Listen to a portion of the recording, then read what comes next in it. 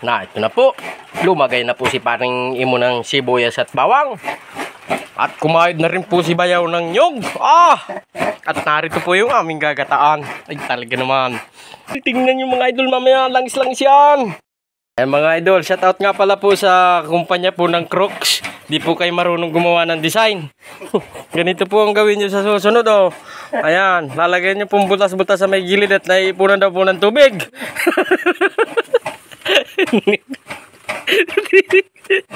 Di sila marunong mahinang kumpanya, no? Dapat meron silang mahinang nila lang. Oo, isipin nyo rin yung mga katulad namin kabundok na nagamit po ng Crooks. So ayan. Ito na po, sabay salang na po mga idol sa magandang apoy. Kagataan lang po namin ng liputok yan. Mamaya, siya na. Guys, sabay sala sa kukunet. Kukunet ang salaan namin dito mga idol. Wala ditong salaan na maganda, oh. Yung sanyog lang po yan. Diba? Ayan, shout out po dun sa nagsabing dumi daw po ng namin, dapugan. Pasensya na po. Ito po talaga sa bukid. Kung pare. Pipigay na po natin yung ayan. Kagandahan po dito. Tapo na. Ayan po. Kunting saglit na lang. Yun.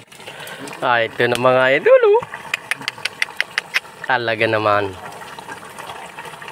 Panalo.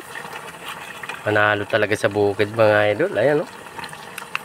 Ayos. Ito yung akid yan. Ayos na ito pare. Ayan po. Kain po tayo. Ahunin na natin. Tikman na po natin mga idol ang bihod ng dalag. Tabarin na ay.